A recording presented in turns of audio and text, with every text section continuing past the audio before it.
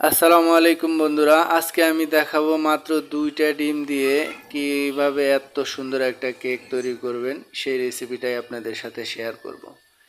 আর এই কেকটা দিয়ে আপনারা বার্থডেকে ডেকোরেট করতে পারবেন অথবা এর সাথে চিনির সিরাপ মিক্স করে এমনিতেও খেতে পারবেন।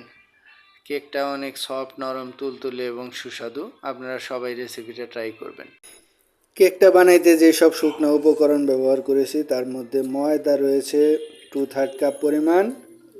এর সাথে কর্নফ্লাওয়ার যোগ করবেন 1 টেবিল চামচ, 1 টেবিল চামচ গুঁড়ো দুধ, এর সাথে হাফ চা চামচ বেকিং পাউডার যোগ করবেন। এরপরে ডিমগুলো ভেঙে একটা বাটিতে নিয়ে বিটার দিয়ে ফর্ম করতে থাকবেন। তো 2টা ডিম আমি নিলাম, এরপরে বিটার দিয়ে ফর্ম করতেছি, দেখতেই পাচ্ছেন।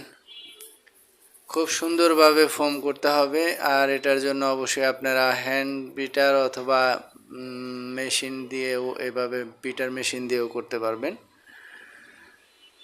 তো এর সাথে আমরা আরও কিছু উপকরণ মিক্স করব, চিনি। তো দেখতে পাচ্ছেন মোটামুটি ফর্ম হওয়ার পর এখানে হাফ কাপ পরিমাণ চিনি মিক্স করব। আস্তে আস্তে আস্তে আস্তে মিক্স করতে থাকবো, আস্তে আস্তে বিট করতে থাকবো, ফর্ম করতে থাকবো। আর এটা চিনি মিক্স করা শেষ হয়ে গেলে এর সাথে আমরা হাফ কাপ পরিমাণ তেল দিব, সয়াবিন তেল অ্যাড করব।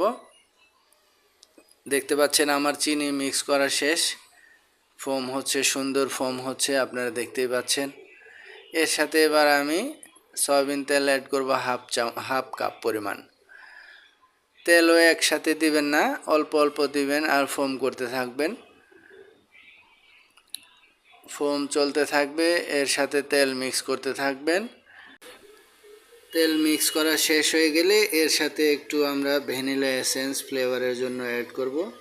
আর তার সাথে আমরা আমাদের শুকনো উপকরণগুলোকে মিক্স করব। আর শুকনো উপকরণগুলোর সাথে একটু লবণ যোগ করবেন, আর ছোট একটা ছাঁকনি দিয়ে এভাবে ছেঁকে ছেঁকে দেবেন। দেখতেই পাচ্ছেন আমি সুন্দর করে ছেঁকে ছেঁকে মিশ্রণের সাথে মিক্স করে নিচ্ছি। এভাবে ছেঁকে ছেঁকে দিলে কেকটা অনেক সুন্দর মসৃণ হয়। এরপরে এটা ভালোভাবে ফোম করা ডিমের সাথে মিক্স করে নেবেন। দেখতে পাচ্ছেন আমি এভাবে হাত দিয়ে মিক্স করে নিচ্ছি। সুন্দরভাবে মিক্স করবেন, তাহলে কেকটা অনেক সুন্দর হবে। একটু সময় নিয়ে বারবার নাড়াচাড়া করে এভাবে মিক্স করতে হবে। যত ভালোভাবে মিক্স করবেন কেকের কোয়ালিটি ততই ভালো হবে। একটু সময় নিয়ে বারবার নাড়াচাড়া করে ভালোভাবে মিশিয়ে নেবেন। তো মেশানো হয়ে গেলে বাটিতে নিচে বেকিং পেপার দিবেন অথবা নর্মাল পেপারও দিতে পারেন, হালকা তেল দিয়ে নেবেন। এরপরে মিশ্রণটা বাটিতে ঢেলে নেবেন।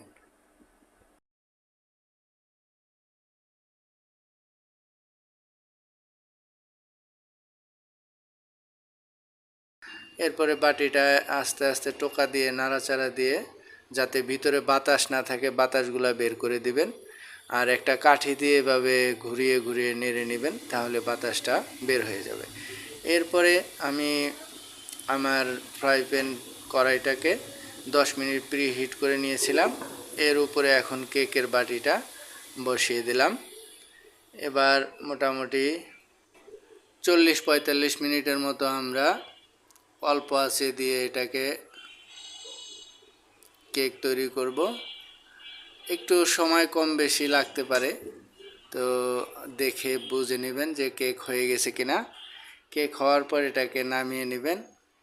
এরপরে এটাকে চাইলে ডেকোরেট করতে পারবেন। বার্থডে কেক যদি বানাইতে চান ওই রকম কেক ডেকোরেট করতে পারবেন, অথবা এর সাথে চিনি, সুগার, সিরাপ ব্যবহার করে এমনিতেও পরিবেশন করতে পারবেন।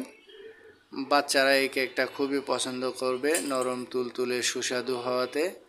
এর সাথে চিনি সিরাপ দিয়ে দিবেন, তাহলে একদম বাজারের যে কেকের নরম তুলতুলে হয় ওই রকম হবে। এটা এমনিতেই কেটে কেটে পিস করে খেতে পারবেন। আর যদি ডেকোরেট করতে চান, এটার সাথে সিরাম দেওয়ার দরকার নেই, জাস্ট ডেকোরেট করে এরপরে পরিবেশন করবেন। আচ্ছা, চিনির সিরাম মিক্স করা শেষ, এবার আমি কেটে নিচ্ছি। সিরাম মিক্স করার পর আধা ঘন্টার মতো অপেক্ষা করবেন। এরপরে এটা ছুরি দিয়ে পিস পিস করে কেটে পরিবেশন করবেন। দেখতেই পাচ্ছেন কেকটা অনেক সুন্দর নরম তুলতুলে হয়েছে। তো সবাই রেসিপিটা ট্রাই করতে পারেন। ভালো থাকবেন, ধন্যবাদ।